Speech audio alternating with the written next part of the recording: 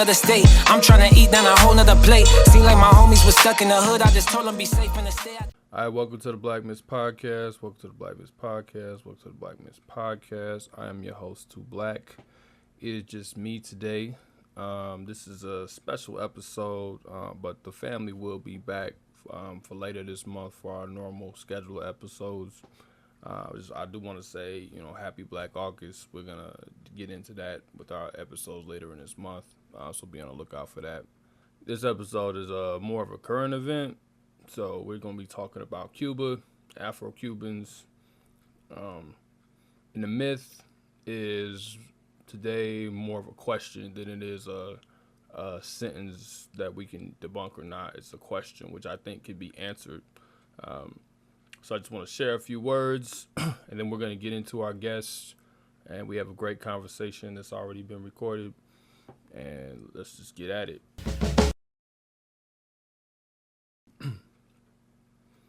All right, so like I said, today's myth is a question or somewhat of a current event. It's inspired by recent protests in Cuba and the subsequently newfound interest in Afro-Cubans. So the question is simple. Did racism in Cuba ignite the July 11th protest? As in, did racism ignite the recent protests that we just saw or that we've seen in the news? And when we say ignite, we don't just mean what started it, but what was the main element that was driving it? Because if you follow some of the mainstream press, increasingly the impression you get is that there's a racial revolution happening in Cuba.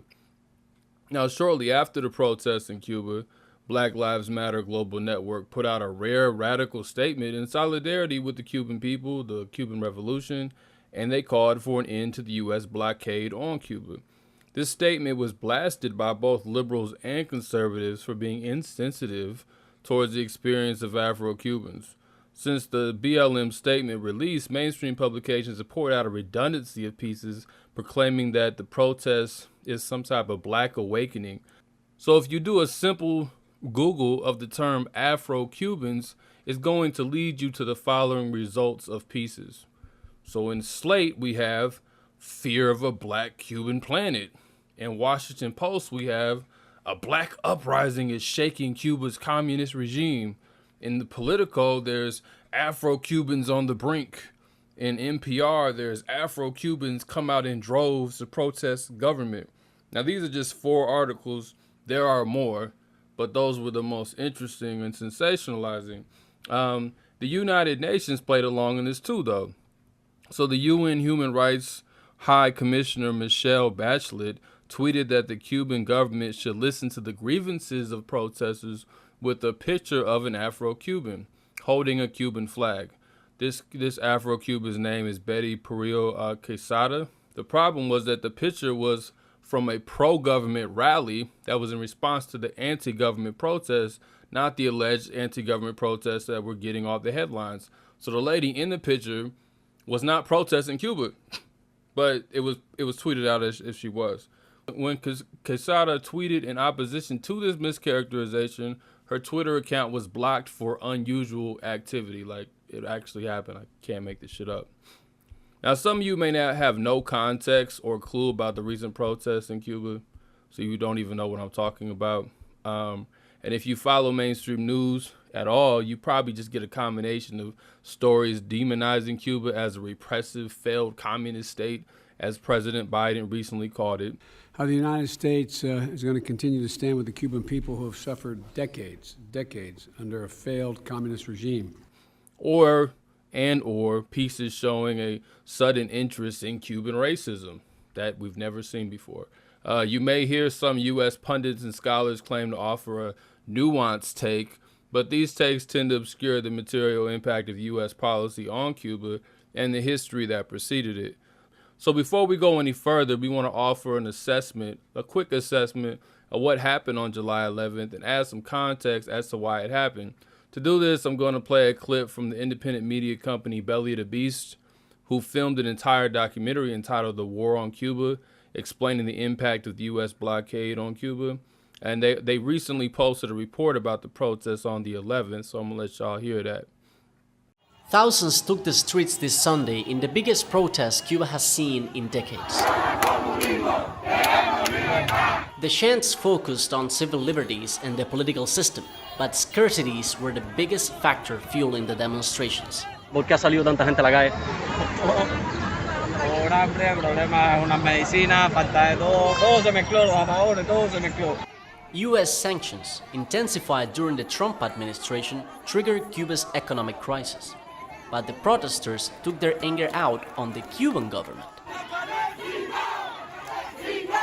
The 60-year-old US blockade against Cuba was created to deny money and supplies to Cuba, to bring about hunger, desperation, and overthrow of government. The Trump administration expanded the economic war against Cuba, strangling the island with more than 200 sanctions, like an oil blockade and restricting remittances and flights. During the pandemic, these sanctions escalated, hindering Cuba's response to COVID. Rollout of Cuba's vaccine was delayed because US sanctions prevented raw materials from being imported, according to the Cuban government. Even now, as COVID cases in Cuba rise to their highest levels since the pandemic began, Joe Biden has done nothing to lift the sanctions. His response to Sunday's events did not mention the embargo. The United States stands firmly with the people of Cuba as they assert their universal rights, and we call on the government of Cuba to refrain from violence and their attempts to silence the voice of the people of Cuba. Now, as you can see or hear, the protests were not sparked by racism. This is not to say that Cuba's racism does not play a role in people's grievances, because as we will discuss with our guests, Afro-Cubans are definitely more impacted by the economy than any other group. However, the protests are not racial in the same way as Black Lives Matter protests in the U.S. The people are protesting their economic conditions, and they're protesting certain freedoms they feel they don't have. But there isn't really one coherent reason or ideology bringing them together. Some people are counter-revolutionaries funded by the U.S., like the cadre of rappers that have this movement. Some are anti-state Cuban activists who are just legit, and that's how they feel. And others are citizens struggling to try to hold somebody accountable for why they're in these poor conditions. So there's not a cohesive one reason why this is happening, as we'll get to in our conversation with our guests. Now, the lack of a current ideology to articulate puts the ruling class in a bind, because old school anti-communism just doesn't quite smear like it used to, right? So although America is still inherently anti-communist, today's younger generation doesn't have the same historical memory of the Cold War and all its propaganda. This makes introducing the racial narrative of Afro-Cubans essential to distracting from the U.S. aggression against Cuba. This is not to say that racism in itself is a distraction, no, but it's being used as one by the U.S. and its corporate media. A country that just a year ago had a dude hold a Bible upside down. We have a great country. That's my thoughts. And then ordered the tear gassing of pacifist protesters in Washington, D.C., stands in no moral position to tell Cuba, or anyone else for that matter, about repression or racial equality. Especially when the guy running against him, Joe Biden, running against the guy holding the Bible upside down, campaigned for more money to the people, the police, who were doing the tear gassing. The United States does not have a track record that can be trusted when it comes to racism or Cuba. It should be remembered that the United States fought in the Spanish-American War so they could take hold of Cuba, Puerto Rico, and Guam, and other territories as unofficial colonies. Until the Cuban Revolution of 1959, the United States backed oppressive regimes in Cuba that facilitated the conditions for that island to become a brothel for the mob and a sugar colony for multinational corporations. So whatever problems exist in Cuba today for Afro-Cubans, they were much worse before the revolution. Right after the revolution, the United States stopped loaning credit to Cuba, wouldn't sell them planes, backed counter-revolutionary terrorist attacks that all but forced Cuba to become allied with the Soviet Union, whether they wanted to or not, simply just for protection. This all happened actually before the official blockade was instituted. Since then, the CIA has trained dissidents in Florida and funded cultural programming, allowed millions to starve, all with the intent of creating enough unrest to topple the so-called Castro regime and communism as a whole. So yes, we should listen to the Afro-Cuban people, but we should not allow U.S. propaganda to paint them as a monolith, especially when we know the history of counterinsurgency by the U.S. government. When in 11 days, NPR writes 3 articles about a rap song, the Patria Vida y Vida, from rappers who were recruited by the CIA, we should be skeptical. When the CIA funded National Endowment for Democracy, states explicitly that they want to promote the inclusion of marginalized populations in Cuba society and to strengthen a network of on-island partners, we should ask if all of this is organic. Racism in Cuba is real and the frustrations there are too, but where that energy gets funneled is where the investigation lies. So to discuss what's going on in Cuba, Afro-Cubans, and the blockade, we're going to turn to our interview with Liz Olivia Fernandez. You will hear me mention the name of the documentary as Belly the Beast, but I actually meant to say War on Cuba. You'll hear me mix this up throughout the interview. But I'm going to play the trailer for this documentary, and then we're going to get started with the interview. People come to Havana looking for the real Cuba. But this is not my Cuba. We've got one huge problem: the economy. The United States has been waging war against Cuba for 60 years. Impacta cada aspecto de nuestra vida. Estas son de aluminio y fibra de plástico. Existen unas prótesis más resistentes, con más calidad, pero el gobierno americano no deja que la compren. The Trump administration has killed a deal that would allow Cuban baseball players to play for Major League Baseball. En caso de que tú quisieras jugar con la MLB, Tendría que renunciar a mi país, no me gustaría, la verdad. Trump administration is imposing new restrictions on U.S. travel to Cuba. Tourism stopped. You are suffocating the Cuban people.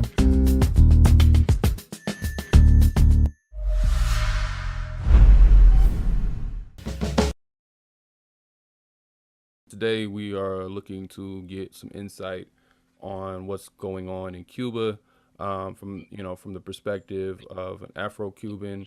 And she does not speak for all Afro-Cubans. I just want to clarify that. I hate when people do that in the United States, so I don't want to do that to anybody else across the diaspora. We are just talking to a prospective Afro-Cuban, and it's that simple. Now, she does have a ton of experience, and she's done tremendous work. Her name is Liz Olivia Fernandez. She is a 27-year-old award-winning Cuban journalist and producer with Belly of the Beast. It's a documentary that you should watch. You can find that on YouTube, and it'll be linked in the show notes. I've probably watched it at least 3 or 4 times now. It's a very easy documentary to watch, and it's made, if I'm correct, for U.S. audiences or Western audiences to understand the situation. So it's in English for all of you lazy U.S. people who don't like captions. So you can follow it. But let me continue. She has won a Gracie Award and was a co-winner of a One World Media Award for her work presenting the documentary series The War on Cuba. Apart from her journalism and filmmaking, Liz is a dedicated anti-racist and feminist activist. So thank you for being with us here, Liz. el placer es todo mío. Thank you. So yeah, we for the people who are listening, because this is both video and podcast, we have a translator again for people in the U.S. who are, again, just, I don't want to keep dunking on this, but we just need to grow up. This is, people speak other languages. That's how the world works. So we have a translator. Liz actually knows English, but a translator still helps in communication. So we're gonna be here joined with my comrade Carrie. So I want to say hello to Carrie. I don't want to act like she's a computer in the background, so I don't want to say hello to Carrie. What's good? Hello. So she'll be here translating anything that gets missed in conversation. So Liz, I guess just starting out, we know that there's been protests, kind of put that in air quotes, that have broken out in Cuba. And there's been disputes over what those protests were actually about, yay or nay. So I just want to get your perspective on exactly, what those protests were about, and then I'm gonna ask you about your documentary. But just to get an idea of what you were talking to me before we started recording about where some of the people were from that did the protests and so forth. So could you just explain to us the situation the best you can? Las protestas en Cuba que tuvieron lugar el 11 de julio y los incidentes del 12 de julio, posteriores del cual se desconoce muy poco porque están relacionados con, al parecer, el asalto a una estación de policía, fueron los únicos dos incidentes que han ocurrido en Cuba en las últimas semanas. Okay, si puede repetir el último parte, el último frase, no lo escuché bien. Las protestas que tuvieron lugar el 11 de julio en Cuba y los incidentes del 12, que al parecer no están relacionados con las protestas, sino con el asalto a una estación de policía, son los últimos eventos de protestas y manifestaciones que han ocurrido en Cuba en los últimos días. Sí, ahora entiendo. Okay, so she's saying that so there were protests on the 11th of July, and yes, those are actual, you know, the video that you're seeing, that those happened. But after that, you know, starting on the 12th of July, there were not any more protests. So that's what's still being portrayed in the U.S. media as if these are ongoing protests. Así más o menos, ¿verdad? Que como están... Exacto. Y ni tan siquiera todos los videos que están viendo en los Estados Unidos o que pasan en las noticias de Estados Unidos son reales. Hay muchos que están falsificados y otros tantos manipulados. So, and the fact of the matter is that some of those videos that we're seeing, that yes, some of them are very real, but of course they're coming from the 11th. And some of them are false. And I can even attest to that some of them are actually protests in Miami that they're trying to say are in Cuba, but they're being done in Miami. But then also that they're being manipulated, some of the videos. Y sobre todo hay una imagen que me llama mucho mi atención, que es, no sé si ustedes la vieron, que es una imagen de una mujer negra que tiene un pañuelo en la cabeza y una bandera cubana y parece enojada. Oh yeah, so there's probably one famous one that comes to mind where there's someone that has like a bandana covering their face and that they're holding a Cuban flag.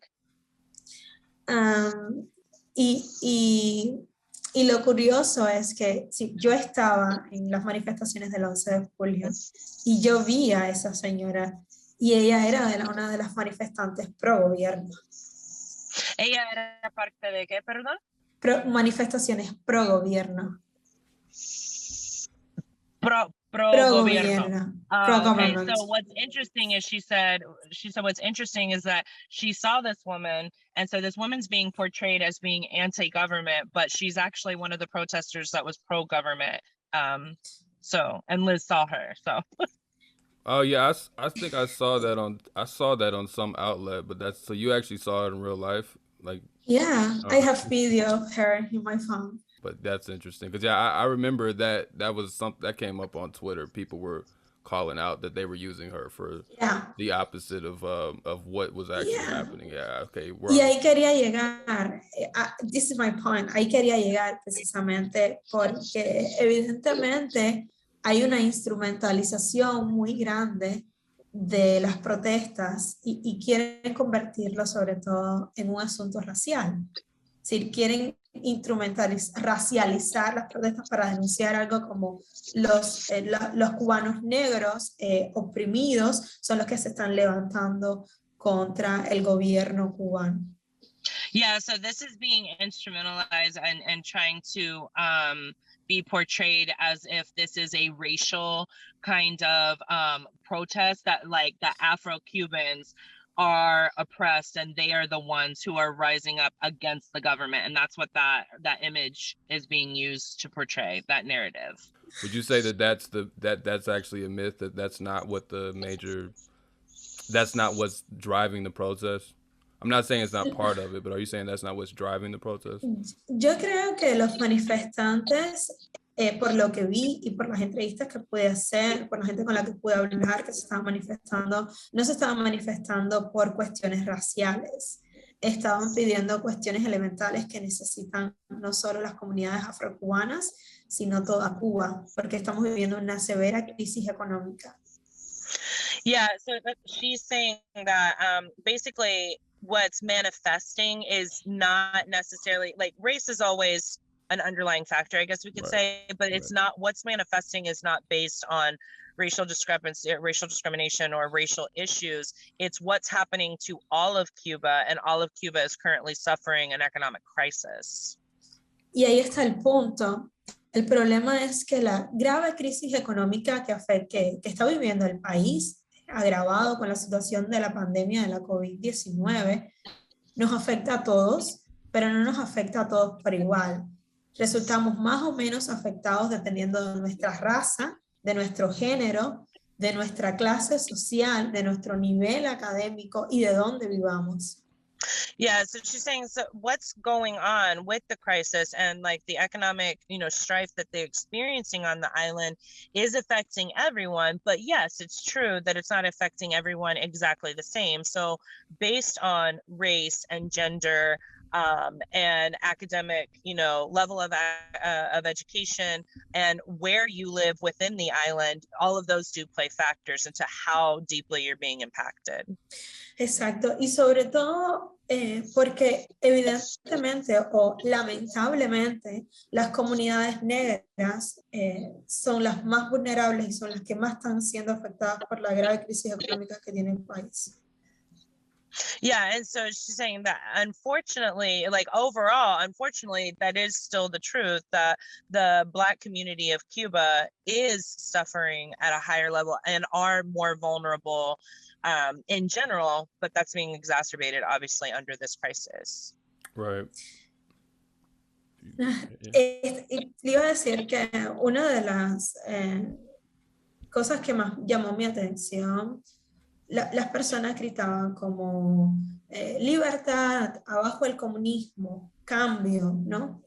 Y cuando tú las interrogabas y les decías, hola, soy periodista, ¿qué quieres? ¿Por qué estás aquí? ¿Por qué estás protestando? Y preguntabas como go deep en su respuesta, no tenían una. No podían hacerte una alegación de qué tipos de cambios querían o qué situación querían subvertir, simplemente querían que algo pasara y que lo sacara de donde están ahora. Yeah, so even when you are encountering those who are screaming like libertad, abajo comunismo, like liberty and down with communism, that kind of thing, that when you get to them and you start asking them, okay, so like what kind of things what type of changes are you asking for, that they really don't have any answers. They're not really like saying what they think should be done in place or anything like that they're just wanting change, like so vaguely. Y es normal, porque las protestas en Cuba, sobre todo las protestas que moviliza la ciudadanía por su cuenta y no respalda al gobierno, no son usuales en Cuba. Okay, so, and so she's saying that the protests they're not like a usual kind of like common thing. This isn't something, for instance, what we're talking about, how it's being portrayed over here, that they just want, rid of communism, like the issues are more specific. And so it's not something that's just a common theme that they're coming and saying, down with the government or down with communism, so to speak. Right. So is it fair to, I think the way it's portrayed, even though I've seen the numbers, there really weren't that many people there, if I'm correct, but the way it's being portrayed is that it's almost like another revolution or something. I mean, that's the way that it's portrayed in the mainstream media, and I guess it doesn't sound like that's what's really happening. Is that fair? No creo que, sí, no discriminaría nunca los números, no tengo un conteo real y yo soy muy mala estadística, haciendo estadísticas, pero en las protestas, por lo menos que yo pude ver, los números variaban en dependencia del lugar donde se estaban manifestando las personas. Oh, okay. So yeah, they're basically saying like that you're right as far as the numbers are concerned, but the numbers are varying depending on where these protests or where these conversations are kind of manifesting throughout Cuba. Por ejemplo, teníamos un colega que estaba en regla y él dice que habían como 200, 300 personas ahí, en la Virgen, en San Miguel del Padrón unas 100 y tantas, 200 y tantas o menos tal vez. Pero en La Habana, que fueron las protestas más grandes, yo diría que había miles de personas. Okay, so yeah, you have some places or that are, you know, maybe like 200 people, and in some cases even fewer. But then you have like Havana, where the bigger numbers were, and you're like, you know, that's closer to like 1,000 or more. Okay. También en ese número tienes que tener en cuenta de que habían personas manifestándose y también había un montón de personas solo observando lo que estaba pasando. Oh, ¿y en dónde fue eso? En La Habana. Oh, en La Habana. Entonces, como, si me puede repetir un poco, es la señal. En La Habana, donde, no importa, en La Habana, donde las protestas eran como, había muchas, es decir, habían cientos de personas ahí. No puedes definir quién estaba protestando y quién estaba observando porque había muchas personas que solo estaban como viendo lo que estaba pasando, grabando, pero no estaban participando activamente de las protestas. ¿Entiendes? Sí, como los números. Yo entiendo. So she's saying that even in Havana, where, you know, the bigger numbers were, is that it's still hard to determine who's protesting this and who's protesting that, because a lot of people were out there in the streets, not necessarily part of the protest, but recording and trying to, you know, and finding out what's going on and reporting on it. Pero evidentemente las protestas que tuvieron lugar el 11 de julio es una manifestación de que la crisis económica que está viviendo Cuba y el pueblo cubano ha alcanzado como niveles insospechados, ¿no? Como y niveles altos de inconformidad, sobre todo con la gente. Yeah, so she's saying, but the protests that we're talking about specifically from July 11th are, you know, those are manifesting directly from the current economic crisis that the Cuban people are suffering from. And, ¿y cuál fue el último parte después que dijiste después de?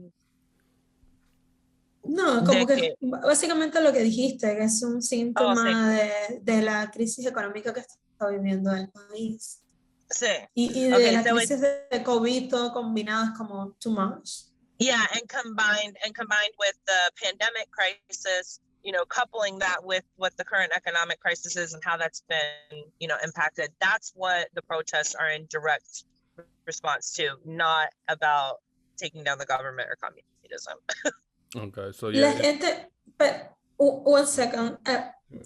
Hay una cosa que decía Carolina, como que no que caiga el gobierno, pero en cierto sentido está todo imbricado, porque las personas entienden que su situación está mal, que están viviendo demasiadas escaseces de comida, de medicina. Lockdown los tiene también, la gente lleva más de un año sin poder salir afuera, hacer actividades recreativas. Es decir, todo esto combinado, las personas necesitan un culpable. ¿Quién es el culpable más cercano? ¿Quién es la cara de lo que están viendo? El gobierno. El gobierno de Cuba, obvio. Exacto, y eso es lo que estoy diciendo a todo el mundo aquí. So basically, I'm laughing because this is the same argument I've been having with people. What she's saying is that, you know, it is a combination of the economic crisis, the lack of sufficient resources, food and medicine that the people are needing, issues with the lockdown, you know, and obviously restricting, you know, tourism even there is affecting the because that's so much of their economy.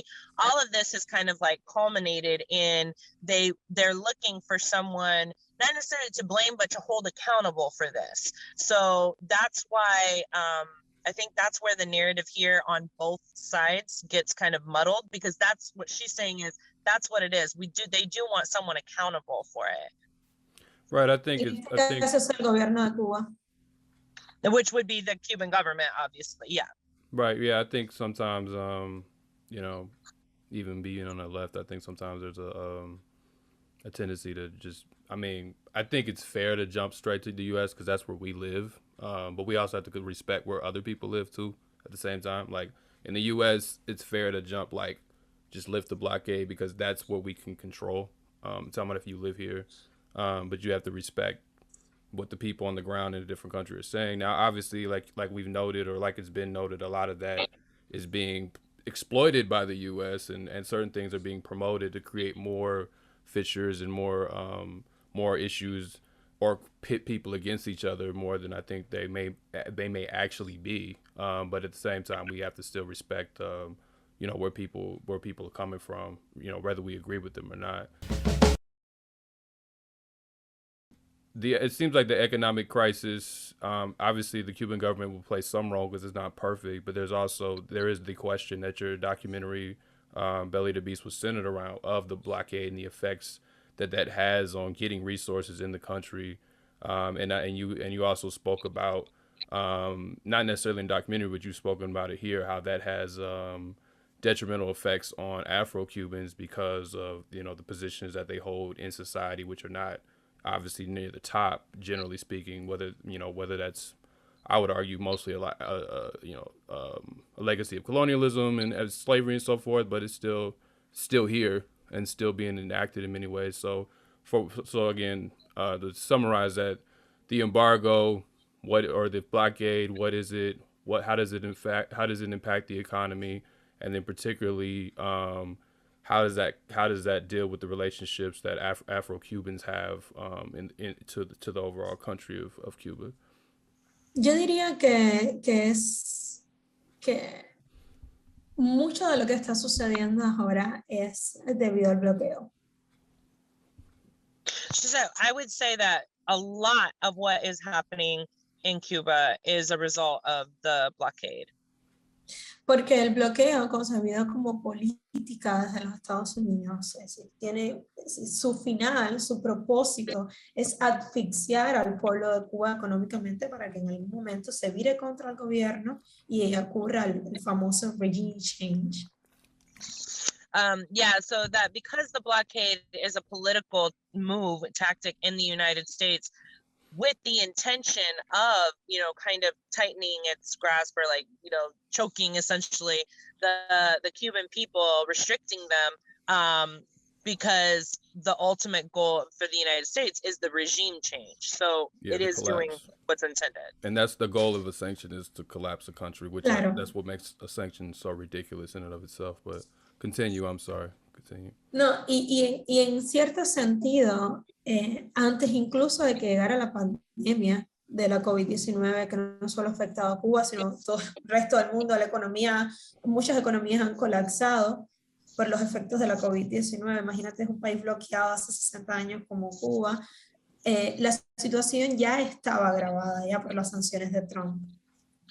Yeah, so and saying, in a certain sense, so we look at it globally. Cuba has suffered during the COVID-19 pandemic, but globally we have too. The global economy has suffered as a result of that. So imagine how much more, an island like Cuba that is being affected by this blockade, that is already under that restriction, how that problem is, being exacerbated.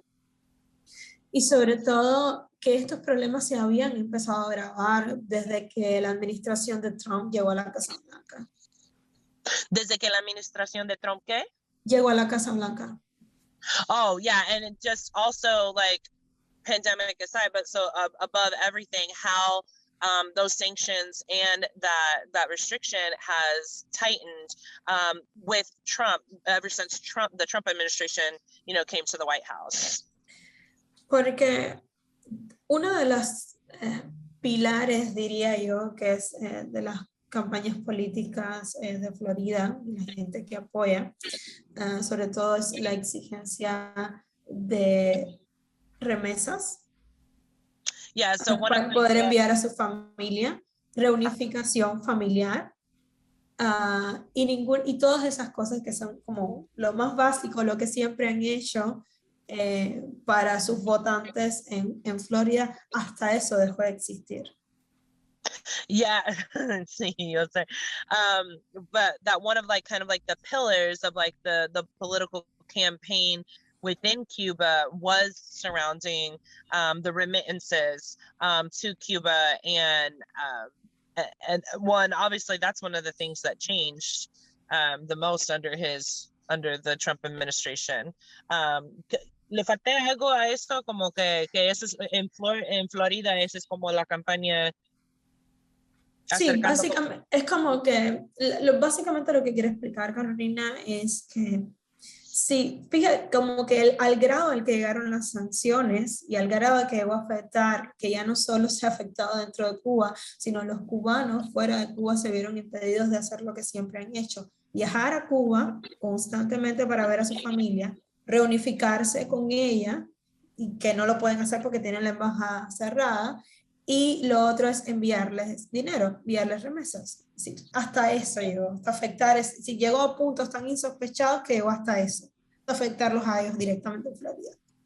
Yeah, so even with that, like even the Cubans who were in Miami and Florida supporting the the Trump campaign and everything, but even they became affected because now with the Trump administration, it affected remittances, how we're able to send money, closing down the embassy, so being able to travel to Cuba, being able to reunite with family. So even they're being affected by it. So even the Trump supporting Cubans, the long-held Republicans of Florida, even they're affected by Trump's sanctions. Claro, That Biden's claro. continuing. Yeah. Of course, because the blockade affects all Cubans inside of Cuba and outside of Cuba. Nobody escaped the blockade. Someone's being more, someone's have been more affected, others are less affected, but at the end, all of us are affected in some point. This is what happened with the Black communities in Cuba, which are the most affected because the blockade. And this is funny because this is the same people that que aparecen en los videos. Lo siento, Carolina, en algún momento hice switch. Are you good? Y eso es lo que pasa con, yo creo que ahí está el punto más cínico de las campañas que se están promoviendo desde los Estados Unidos. Básicamente culpan al gobierno de la enorme crisis económica. Hay periodistas cubanos publicando en The Washington Post que dicen que un 30% es de culpa del bloqueo y un 70% del gobierno cubano, y yo me pregunto de dónde saca esas estadísticas, que lo tiene tan claro, porque desde que triunfó la revolución, solo 2 años después se instaura la política de sanciones de los Estados Unidos. So she's saying like one of the more cynical points coming out of like kind of the United States campaign of how they're painting the narrative in Cuba is to put all of this on the Cuban government, and that even there's Cuban American journalists or cubano, como periodistas cubanos o periodistas cubano-americanos. No, un periodista cubano. Oh, okay, so Cuban journalists post in the Washington Post, basically trying to diminish what the blockade is, saying this isn't due to the blockade, this is on the Cuban government. And so when we know that since the revolution, was successful, immediately starting 2 years after that revolution is when this campaign against Cuba with the blockade has, been in effect. Y al final, los que terminan siendo afectados por esa política de sanciones que se promueve desde la Florida, el ala más radical de los cubanos americanos republicanos, digamos de derecha, terminan afectando a esos que ahora son la bandera del estandarte de la libertad y la democracia, y estas personas son las que tenemos que ayudar. Como que hasta ellos, ¿cuál fue la última parte que dijiste sobre la bandera? No, digo que las políticas de sanciones que promueven los cubanos de derecha, sobre todo la ala más radical, republicanos cubanos americanos en Florida, terminan perjudicando a esos que ahora son como su estandarte, como estas personas negras con las banderas protestando contra el gobierno. Son como, de ahí está lo cínico de todo, ¿no? Como el estandarte de esta gente que realmente no les importa lo que pasa con ellos. Yeah, so she's saying, so even with, those who like basically the radical right, so those who are in support or who have been in support of these political sanctions against Cuba, and we talk about the radical right wing Cuban Americans in Florida, you know, who are on this. Like, so it's very telling of them, like how they're trying to paint this as being, oh, look at the Afro-Cubans who are also, you know, kind of like who are fed up with this, when it's very cynical, because they don't care about the Afro-Cuban population anyway, and they don't care about how their support of these sanctions have affected the Cuban people. Y no les importa porque sobre todo no creen que exista. Es decir, no creen en el racismo, no creen que existe racismo en los Estados Unidos. De hecho, están en contra de movimientos como BLM, y no solo eso, sino que instauran leyes en la Florida que les impide a las comunidades afrodescendientes protestar a favor de que necesitan más justicia social. Esas son las gente que ahora les preocupa a los cubanos negros que viven en Cuba. Ah, sí. Ay, yo puedo hablar sobre eso también. No, so she was saying, and it's hard for me not to laugh because of my experience with Miami Cubans, but that you know, they really sit there in this mentality where they claim they don't believe racism exists, and this is very true. So it's just kind of cynical for them to even be talking about this, because they themselves don't believe in the racial discrimination against Afro-Cubans, you know, and these are the same people who are against BLM, they're against all these social justice movements. And so it's just very telling that they're trying to use what's happening in Cuba, acting as if it's, you know, so much against the Afro-Cuban community, when they themselves don't care about the Afro-Cuban community or, you know, other communities of color in general. Yeah, and their descendants weren't very, particularly pre-revolution, their descendants weren't very nice to the quote-unquote Afro-Cubans, and that's putting it very lightly. So, but yeah, go ahead, I'm sorry. No, es que tienes razón en lo que dices. Yo hablaba con un amigo estadounidense y hablábamos sobre el racismo, y yo le hablaba sobre mi inconformidad del racismo existente en Cuba, la vulnerabilidad en la que viven, cómo veo instrumentalizado las causas racistas en favor de para lo que la gente quiera defender, como sobre todo de las causas de derecha, y un poco mi sentido de frustración de que el tema racista, incluso del racismo y de denunciar el racismo que existe en Cuba, ha tenido que quedar un poco relegado, porque es que hay una causa mucho más urgente, que es acabar con el bloqueo, que lo que termina es perpetuando un sistema de discriminación racista, de estructura de discriminación racista. Ok, entonces es como la tema de racismo en Cuba, como toman como asiento atrás por lo que está pasando con el crisis económico.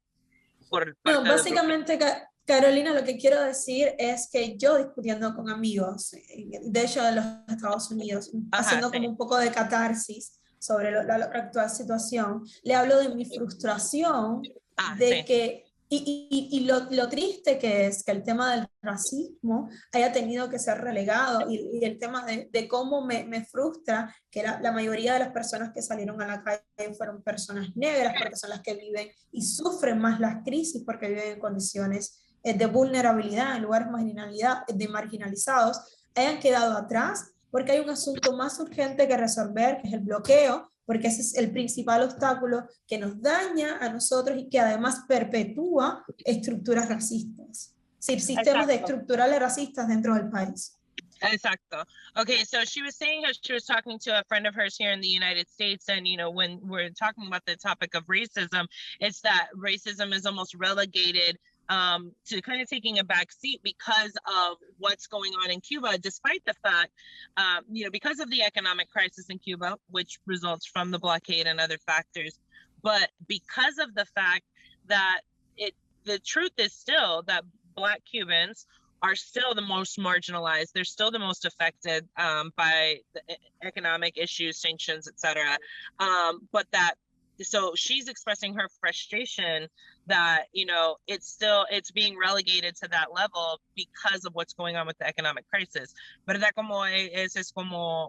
Sí, pero sobre todo por el bloqueo. Porque el bloqueo, las sanciones de Estados Unidos a Cuba solo perpetúan esas desigualdades existentes. Yes. Okay. Gracias. Because the blockade, but it's still due to the blockade and from the United States because it's perpetuating this inequality between the Afro-Cuban community and the rest of the Cuban community. Exacto, y entonces el tema central tiene que ser eso, ¿qué pueden hacer los estadounidenses desde Estados Unidos para ayudar? Sí, nosotros tenemos un montón de luchas pendientes. Obvio que Cuba también existe racismo y hay muchas cosas que nosotros tenemos que solucionar, hay un montón de trabajo que tenemos que hacer aquí, pero lo principal que pueden hacer desde los Estados Unidos es terminar con las sanciones que terminan afectando a las poblaciones y comunidades negras en Cuba y sobre todo que condicionan luego nuestro diálogo para hablar del asunto fundamental que nos perjudica, que es eso. Gracias. Okay. Yeah. So that basically, obviously, there are issues in Cuba, and obviously, racism does still exist in Cuba. It's not, it is a myth that it doesn't exist. There are these other, she's saying, basically fights that they have to fight. But the number one thing that the United States can do is lifting those sanctions, lifting the blockade, because all that's doing is perpetuating the inequality that Afro-Cubans experience. Right. So it sounds like a contradiction to complain about racism being existed in Cuba while not arguing against the blockade or saying somehow it's not as big of a deal as being made out to be, or whatever. Because it seems like whatever problems exist in Cuba, whether that be racism, poor government management, or not, whatever problems exist, seems like that should be up to Cuba to figure out, not that the U.S. shouldn't be exacerbating that problem. Is that fair? Y el problema es que todos los diálogos se condicionan a si estás en contra del bloqueo, si estás en contra de las sanciones, significa que estás a favor del gobierno. Así que ha llegado a polarizarse el tema, que la gente no sabe cómo distinguir entre el mensaje y el mensajero, y en algún punto se pierde la cuestión de todo, que es justicia social. Eso es lo que nos tiene que mover a todos nosotros, es lo que nos mueve a los activismos, justicia social. Y si hay activismo en Cuba, evidentemente hay cosas que hay mal, porque si no, no existiera el activismo contra algo que queremos negociar. Pero es que las sanciones hasta dominan incluso hasta ese terreno y lo manipulan a su antojo, y sobre todo al antojo de personas de derecha que no le importa un carajo lo que suceda con comunidades negras. So basically, like, you have people who try to polarize the situation.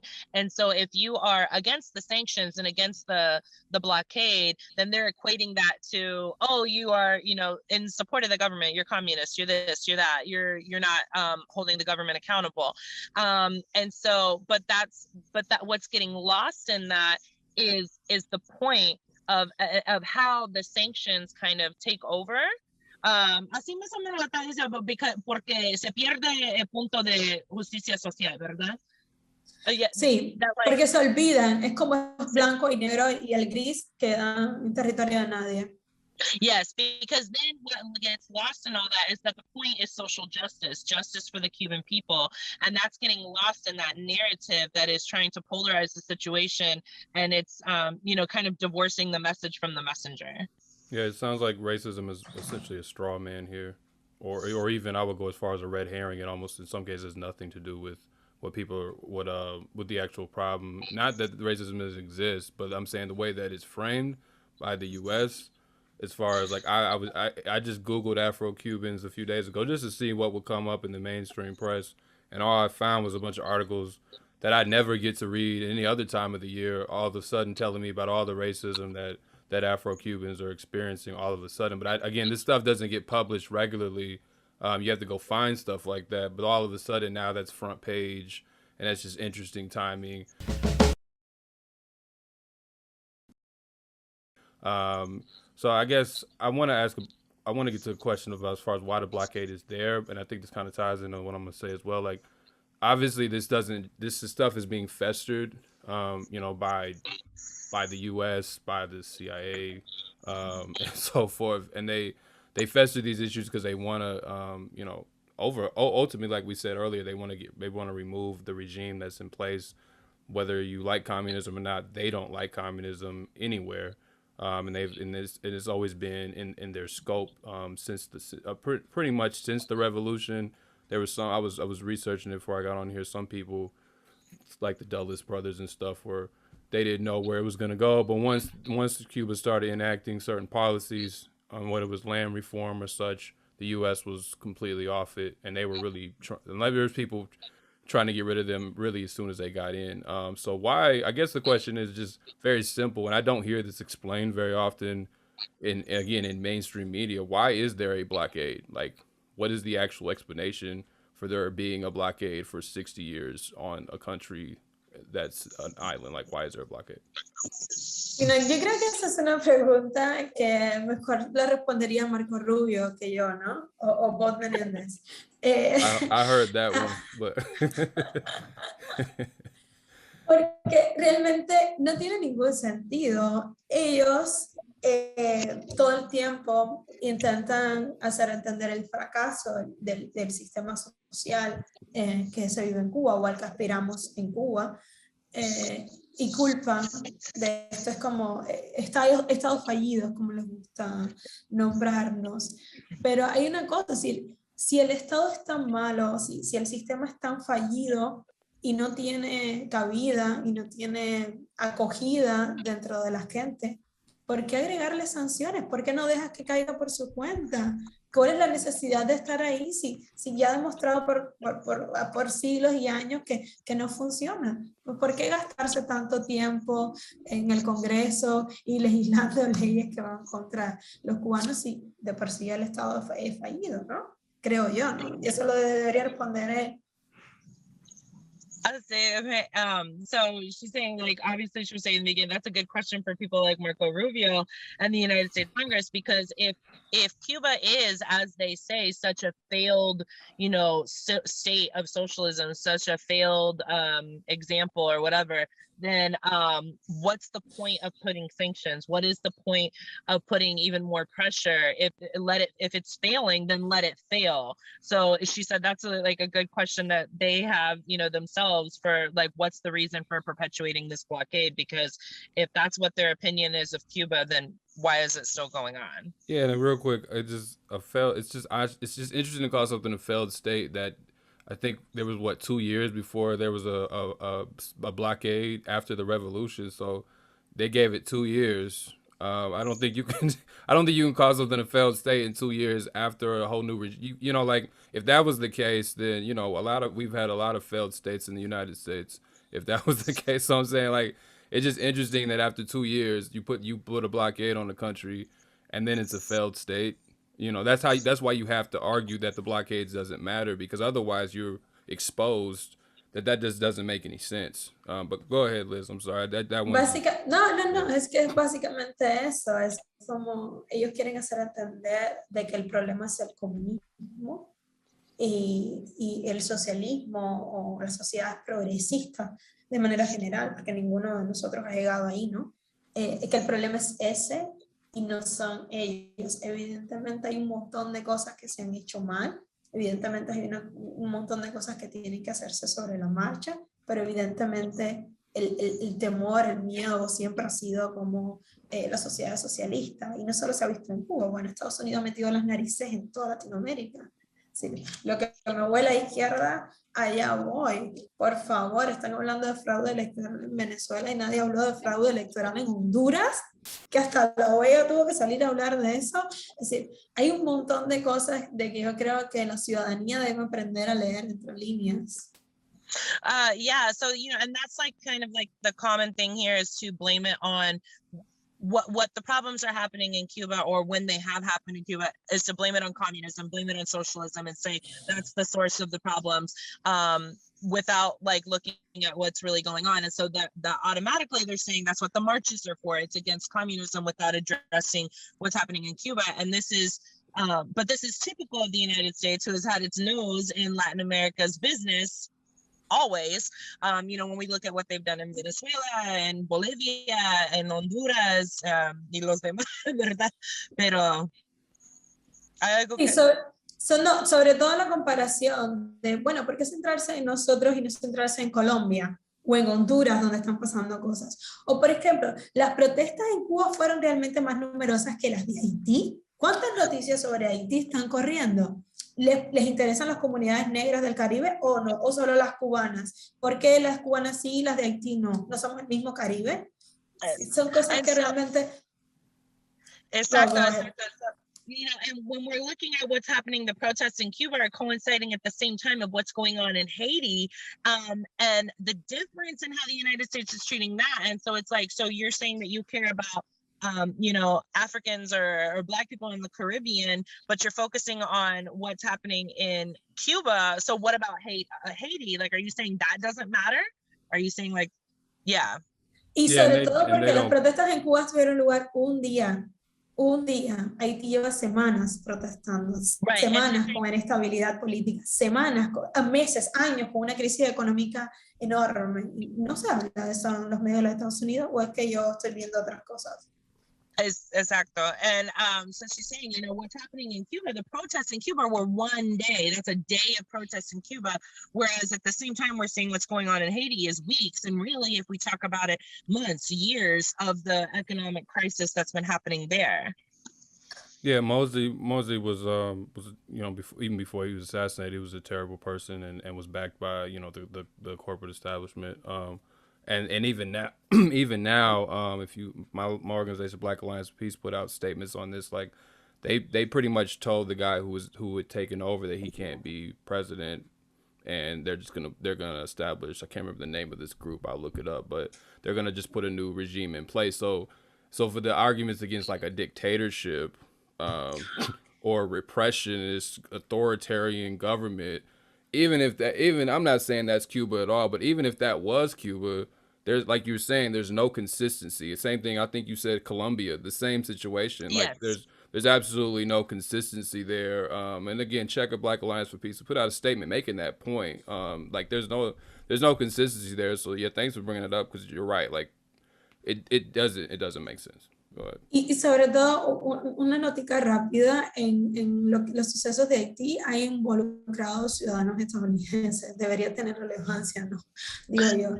Pero bueno. ¿Pero hay involucrados quién? Ciudadanos estadounidenses. Oh, so yeah, that United States citizens are involved. Debería ser importante, creo yo, ¿no? Yeah, that are involved in what's going on in Haiti, and so yeah, so she's just like, you know, that is a contradiction. Pero hay un asunto importante y yo creo que eso lo resume una experiencia que yo tuve. Decir, en las protestas que sucedieron el 11 de julio hubo represión por parte del gobierno, la policía estaba ahí, su función es básicamente esa, todo el mundo sabe y conoce cómo funcionan las policías alrededor del mundo. Por ser menor a lo que ha sucedido y lo que hemos podido ver en otros países de Latinoamérica, no les resto menor importancia porque no debería existir de ninguna manera. Hay personas detenidas, hay personas negras detenidas porque cometieron actos de violencia, los cuales no, y otros porque estaban ahí o por lo que sea, pero yo de hecho, yo no estoy a favor de los actos de violencia. Pero entiendo los niveles de frustración, de ira y de enojo que pudieran tener los manifestantes. Es decir, hay un montón de temas pendientes que nosotros tenemos que ver cómo le buscamos solución aquí dentro de Cuba. Pero hablando de... Bueno, traduce esa parte. No, está bien, y quiero asegurar que entendí bien. Entonces, como en las protestas del 11 de julio, digo, que sí había la presencia de la policía.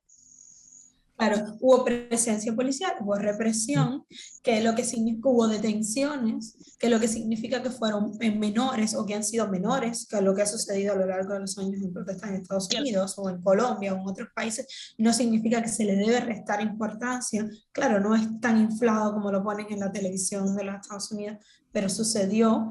Hay mucho de manipulación ahí también, pero lo que digo es... lo que hay detrás de todo eso, la manipulación que hay detrás de todo eso.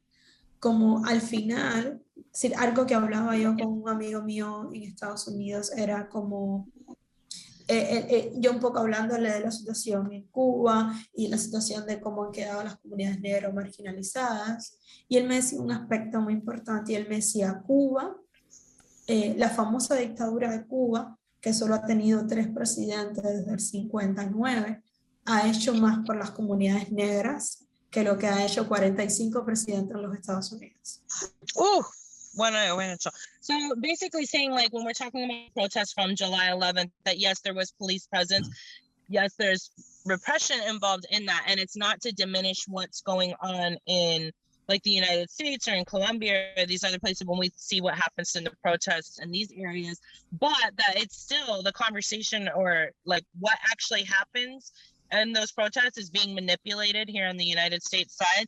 And she said when she was talking to her friend here from the United States, you know, we talk about because, you know, racism is still always going to be the underlying factor, but we talk about in Cuba in, you know, in 60 years plus, there's been 3 presidents of the, you know, quote unquote Cuban regime or the Cuban since the revolution who have done more for the Black people of Cuba that 45 presidents in the United States have done for the Black people of our country.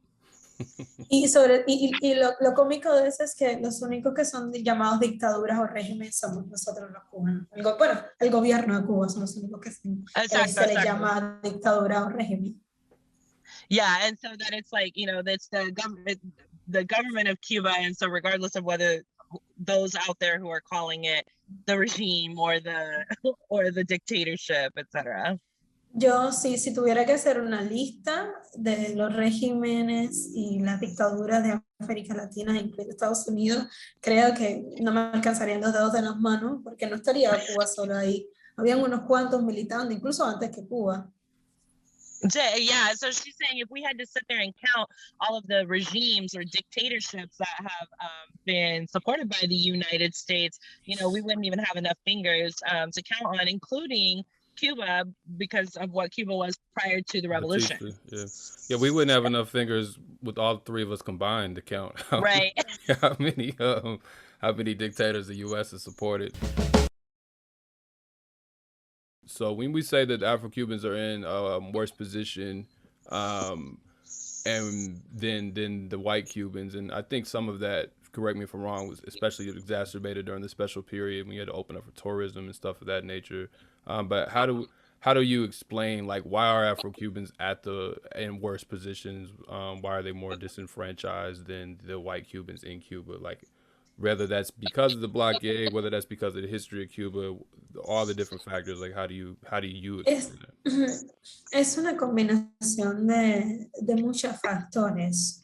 Tienen que entender que cuando triunfó la revolución, uno de los asuntos principales fue acabar con la discriminación, con la segregación racial en el país. Y muchas de las leyes que se tomaron favorecían a las comunidades negras porque eran leyes, cambios que traían justicia social para las minorías. Sí, déjame decir, so she said it's a combination of many factors, but what we also have to understand is that since the success or the victory of the revolution, the Cuban Revolution, there were initially a lot of laws that were put in place that were favorable to Afro-Cubans because of the inequality that already existed there. Sí. Y luego esos cambios, de alguna forma u otra, fueron beneficiando a muchas familias negras, mi familia incluida, porque mi abuela era nieta de españoles y mi abuelo era un hombre mestizo y pudieron casarse. Y ella siempre me hablaba de eso, de que pudieron casarse y ser felices, un poquito más feliz, un poquito más libres gracias al triunfo de la revolución. Okay, como tu abuela era de descendencia de españoles y tu abuela. Okay, so like, you know, for one, even within her own family, allowing like interracial marriage. So like her grandmother, who was of Spanish descent, being able to marry her grandfather, who's primarily Afro-Cuban. And so that's like one of the things that even directly affected her family was that, you know, law being allowed. Luego de eso, voy a intentar contar esto un poco a través de mi experiencia porque creo que mejor se ilustra. Sí, mi abuelo luego del triunfo de la revolución fue capaz de tener su propia casa, tener una familia, trabajar, ganar dinero y vivir con dignidad. Yeah, so she's saying she's going to say this from a personal perspective, even like with the success, with the victory of the revolution, even her grandfather was finally able to, to have a family, to be married, to have a family, to have a home, to be able to earn money. ¿Me quedé algo ahí? No, básicamente con su propia casa y vivir con dignidad. Oh, and to live dignity, having his own home and to be able to live with dignity. De hecho, mi madre es la primera de la familia, fue la primera persona en la familia en ir a la universidad y en hacerse cirujana. And so her mother was the first one, as a result of this, first one in her family to be able to go to the university and study. Yeah, you talk about that in the documentary too. That just for people, just to plug that real quick for people to watch that. I think that was in part 3, but yeah, everybody should check that out. But keep going. I'm sorry. No, pero aún eso, aún teniendo todas las oportunidades, a su hija o incluso ella misma es juzgada en muchos escenarios por su color de piel. Como estás diciendo antes de eso o no digo incluso habiendo pasado todo eso y habiendo tenido todos esos éxitos y todos esos pasos de avance de poblaciones negras, su nieta, sí, 2 generaciones después, todavía es juzgada por su color de piel. So even with all of that, the reality is that even 2 generations later, like dealing with her, her grandfather, her being her grandfather's granddaughter, the judgment based on skin color still exists. Y el aspecto importante y fundamental aquí, y creo que este es un aspecto fundamental de cómo funciona el racismo a nivel estructural, es que no solo valen leyes de justicia o que favorezcan la justicia social, hay que dinamitar estructuras que hacen que se mantenga el esquema racista en un país, en un sistema. Yeah, and so basically talking about systemic racism and how, when we're talking about how the Afro-Cuban people are affected, it's not just based on lays that, favor groups based on race, but it's that structure of racism and how it is perpetuated. Y ese legado esclavista y colonial que nos ha llegado hasta el día de hoy ha influenciado mucho en cómo las comunidades negras han logrado triunfar dentro del país en mayor o menor medida, porque no basta con tener educación gratuita y acceso a una educación pública y universal o un sistema de salud pública y universal. Hay que ver de dónde vienes, es decir, el núcleo familiar, cómo funciona tu background para intentar hacer como políticas específicas para estos grupos de personas. So this is very similar to what we talk about here and how, that you can't just, that even though there's more Afro-Cubans like who are university educated and have access to that, that you're looking not just at what they immediately have access to now, but like what they have accomplished since the success of the revolution. And so we talk about that here as well, about like the obstacles that have been put in place, because even with the current government with Díaz-Canel, like that they recently acknowledged that with the revolution, like all of the measures that were taken under the revolution and the benefits still have not reached everyone.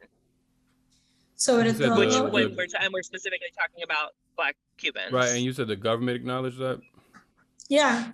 Yeah, that's another thing. Lo reconoció en un discurso la semana pasada. The last week in a speech, they recognized that.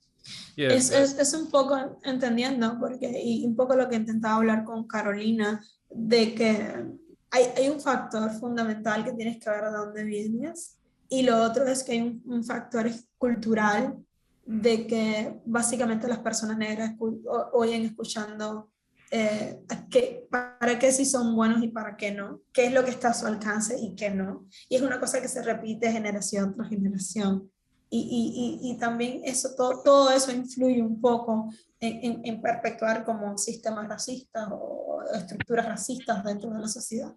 Sí, en algún parte es como se hacen las cosas aquí también. And so she's basically saying, like, there's the fundamental aspect of like what of what that racism looks like, and we talked about with the with the laws, but that also there's that cultural aspect of it. And so, you know, like what you as an Afro-Cuban have to hear about, you know, what you're supposed to be doing, what you're good for, what, you know, this, that, and the other. And so that's still the perpetuation of systemic racism in Cuba that is very much still an issue. Por ejemplo, yo estudio periodismo. Cuando las personas me ven, yo llevo mi pelo natural, mi afro. Las personas siempre me preguntan si yo soy artista. Artista as, yeah. So she said, you know, she studies journalism. She's a journalist, and that even there's still times where when people see her and when she has her natural hair, that they're like, oh, so you're an artist. And, you know, so. Y cuando les digo que no, que soy periodista, me dicen, ah, pero te dedicas a la cultura o al deporte. Oh, dicen que, ¿qué?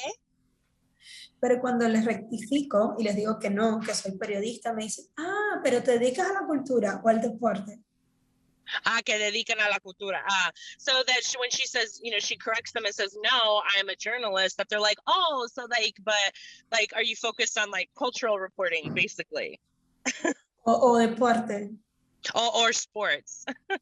This all sounds very familiar, but, right? but y cuando los vuelvo a corregir y les digo que no, que lo que me dedico es a política y a relaciones internacionales y economía, está como, ¿en serio? ¿Cómo es posible que una persona negra haga eso?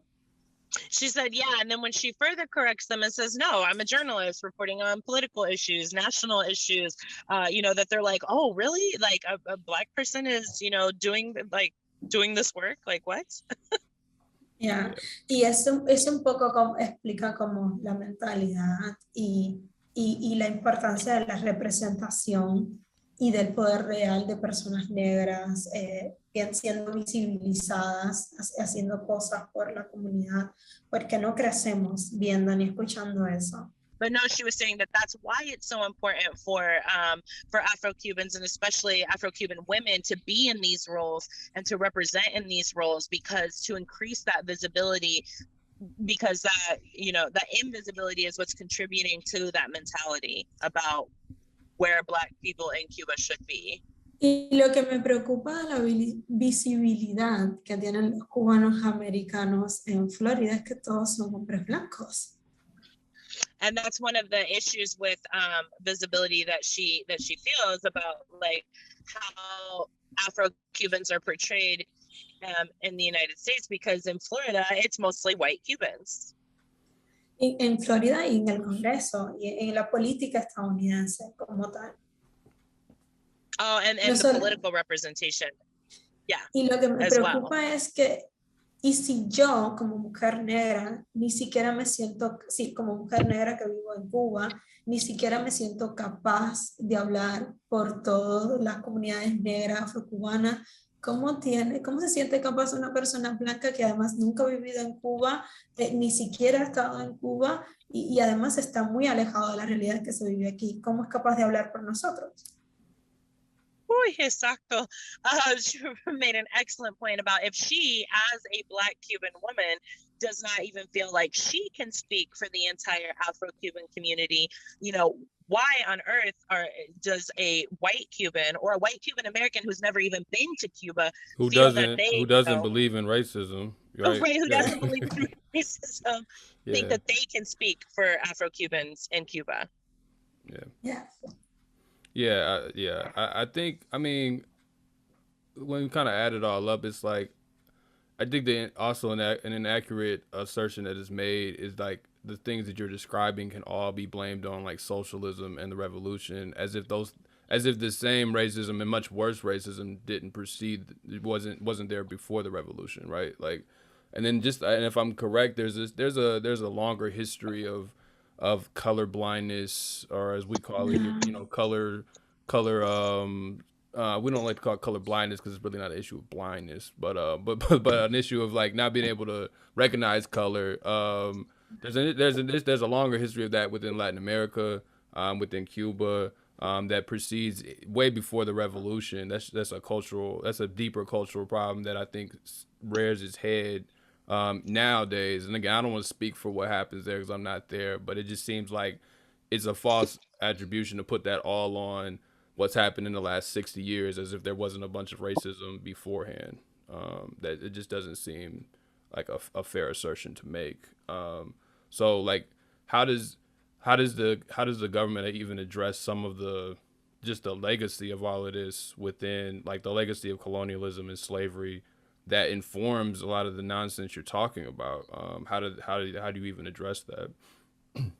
Yo creo que es una especie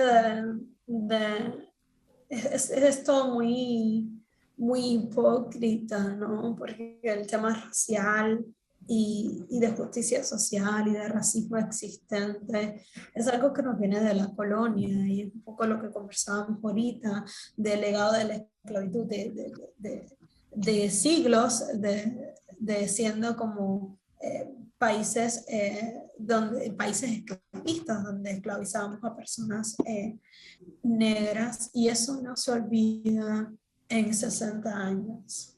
Eso no se cambia con una revolución. Yo hablo mucho de que estaba hablando un poco de cómo esto es tan hipócrita, ¿no? Culpar a algo de lo que está pasando a un hecho indeterminado, es desconocer la historia esclavista y racista de América Latina y el Caribe. Como señalar un solo culpable es desconocer toda la historia y todo el legado esclavista y colonialista que tenemos como parte de América Latina y el Caribe. Como hay que conocer, yeah, so that basically people Como need to señalar understand. un solo culpable. Like that where the fault lies is with like the history of the slavery, the history of slavery and colonialism, not just in Cuba, but in the Caribbean and Latin America. Y desconocer eso es traicionar la historia y tener una proyección bastante hipócrita, ¿no? Yeah, y desconocer las luchas de nuestros ancestros. And to recognize that and to recognize the fights of their ancestors is, you know, to basically is against this like hypocrisy, like hypocritical type of narrative that exists surrounding Cuba. Porque no podemos pretender que una revolución o un proceso específico determinado que solo tiene 60 años y en las condiciones que todos ya conocemos pueda acabar con siglos de esclavitud, con siglos de colonialismo y sobre todo con la mentalidad que se queda implantada como un chip en el cerebro de cada uno de nosotros. Yeah, because we can't just pretend that, you know, one revolution, one determined process that has only lasted 60 years was going to be able to immediately end centuries of slavery and colonialism and the type of racist policies that have existed. Y aquí hay un punto interesante en el que yo siempre le digo a las personas, es decir, mi abuelo, mi familia formó parte de esa revolución, de ese sueño de Cuba de todos y para todos los cubanos, una revolución para todos y para el bien de todos. So that her grandfather was able to, you know, basically realize part of that dream that came from the revolution, that Cuba is supposed to be for all Cubans and for the good of all Cubans. Sobre todo porque formó parte de ese proceso. Que formó parte de ese proceso. That he formed part, right? That her grandfather estuvo ahí, creía en eso y luchó para eso. Yeah, formed part of that process and fought for that process. Y aún así, mis abuelos no reconocen comportamientos racistas o comportamientos sexistas o comportamientos misóginos o comportamientos homofóbicos. Right, and so then like that her grandparents don't like recognize the like what we deal with now, the behaviors that are racist behaviors or sexist behaviors or homophobic behaviors, you know, etc.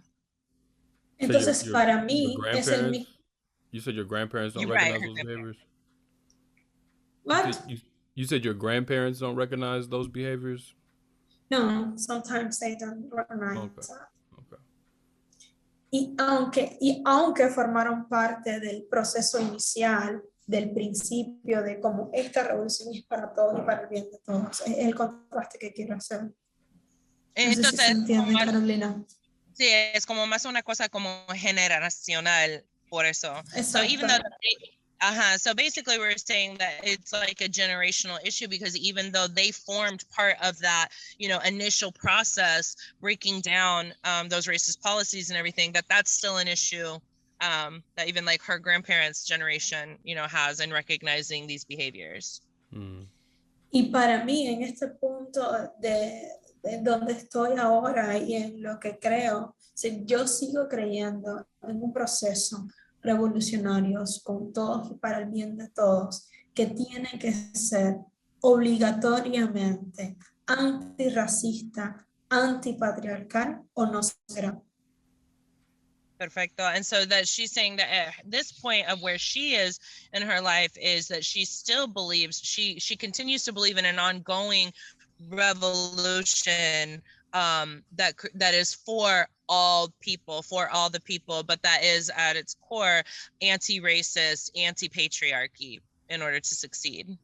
So it sounds like there's I mean, this is what I've read and from other Cubans I've spoken with. It sounds like there's a push to keep the revolution going and to upgrade it, to improve it, to make it better, not that it's static, which is, if we have any real scientific understanding of revolution, that's how it should be anyway. It's not something that just happens with a Thanos finger snap or something. Like it requires it's a process. But I think the narrative is that it's failed Cubans, or particularly Afro-Cubans, and therefore it's time to try something else. That's the narrative that we get in the U.S. Not that there's Afro-Cubans, you know, and Black women and so forth involved in trying to improve it and actually like work within the structure to try to make things better. Like that doesn't necessarily translate when we hear about the New York Times wrote that article about the rap song that they say caused, you know, this stir, and now that's pushing for even more, you know, counter revolution. So I know we don't have much time left, but yeah, I think it's just interesting to hear that perspective, because we don't get that over here. We tend to get that y'all are unhappy and socialism failed you, and you know, basically let's let America back in. But you know. And we know how that tends to go in other countries. So last question, to end on a rare optimistic note, like how would you imagine life without the blockade? Like how would you imagine what things could be if you were able to if Cuba could self-determine its own destiny and it wasn't bothered by the type of stuff that we've been speaking about, you know, from the outside, I mean. It's hard to me. Es difícil para mí imaginarme un país sin bloqueo. Hay dos cosas que yo creo que es dos posibilidades que hay como, bueno, un país sin bloqueos. Hay dos posibilidades, como dos opciones posibles. La primera es que llevemos como tanto tiempo bloqueado que eso luego después se refleje en nuestra capacidad de actuar y de hacer, ¿sí? Que no sepamos cómo ser y que nos cueste trabajo arrancar y la gente como que se desespera y pierda la paciencia. Okay, So she's basically saying it's really hard for her to even imagine a country without the blockade, but that, you know, when she thinks of it, that there's basically two possibilities that it boils down to. And like that one is, you know, they remove the blockade and then it's basically like people don't know what to do, that it's going to be a lot of effort and a lot of work to even realize what life would be like after that blockade. Like where do they go from there? Y la segunda opción es como que finalmente Cuba le pueda demostrar al mundo lo que es capaz de hacer y de crecer, porque además los cubanos somos personas como muy persistentes, resilientes, trabajadores. Y entonces ahí se dibuja como otro escenario que es como el escenario de tratar de perfeccionar y hacer lo mejor posible este país, sobre todo para el bien de todos, ¿no?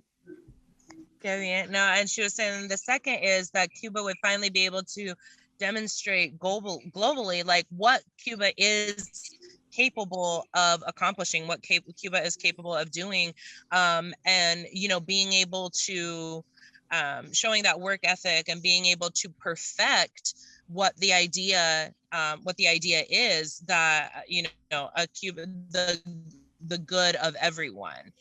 So when we think about like that whole, like the difference between socialism and capitalism, like it's not the good, it is really truly for the good of everyone. Right.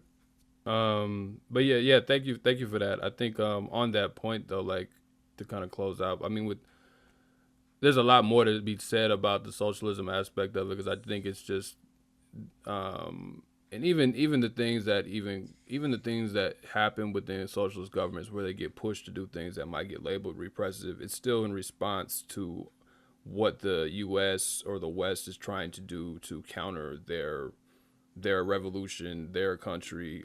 So I think even some so-called repressive elements sometimes are trying to figure out ways to stop infiltrators from coming into the country and starting up counter-revolution that can ultimately topple the government. Because this is what the U.S. does with the National Endowment of Democracy, the CIA-funded think tank or whatever. They say they're going to give money to rap artists to promote democracy and free rights in Cuba and such. So for a socialist country to exist in a capitalist world, it's just tough because capitalism obviously doesn't want socialism to exist, so it's going to do everything it can to cripple, socialism, whether that's in sanctions, whether that's in propaganda, like we've been talking about throughout this entire episode, and not just in Cuba but around the world.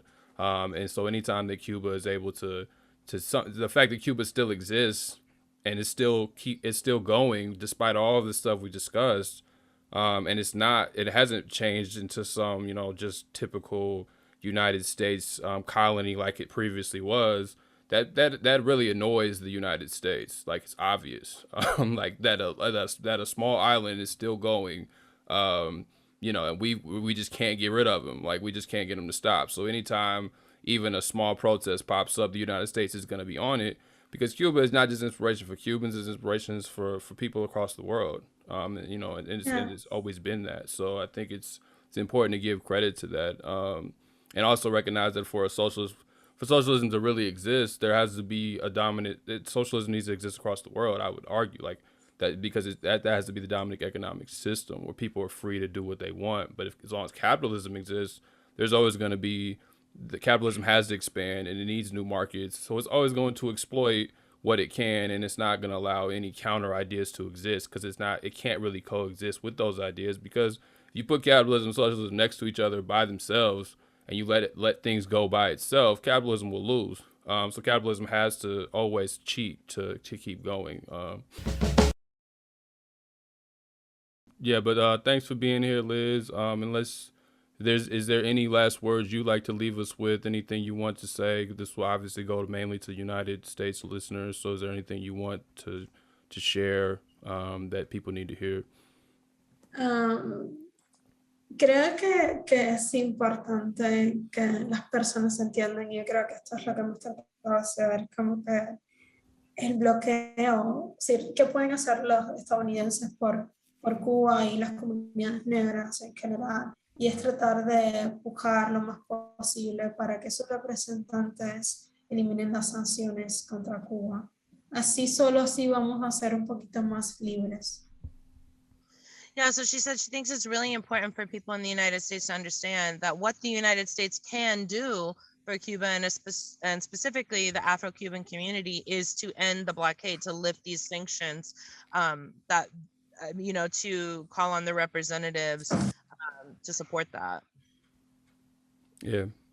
I think that's why I was saying at the beginning there, you can pick apart anybody's government about anything, but we live here. Talking about people in the U.S., we live here, and if we're much more effective pressuring our quote unquote country or colony to change its policy versus trying to tell somebody somewhere else what they need to do and how they need to operate. So yeah, I would definitely back that and affirm that message. Like, the blockade is what needs to be ended. If you hate communism, then let them fail on their own, right? If that's how you feel, if you want to see it be successful, then let them be successful on their own. It doesn't need the U.S. To invade, to the point where people can't get syringes to even complete a vaccine in a country that was somehow able to make a vaccine, quicker and better than ours, and which is, its own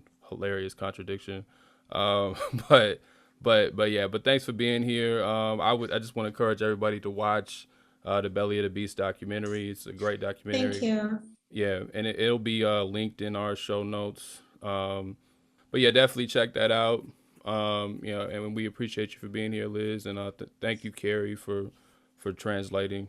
Yeah, I'm sorry that my phone always goes off. You know how my life is. No, it's okay.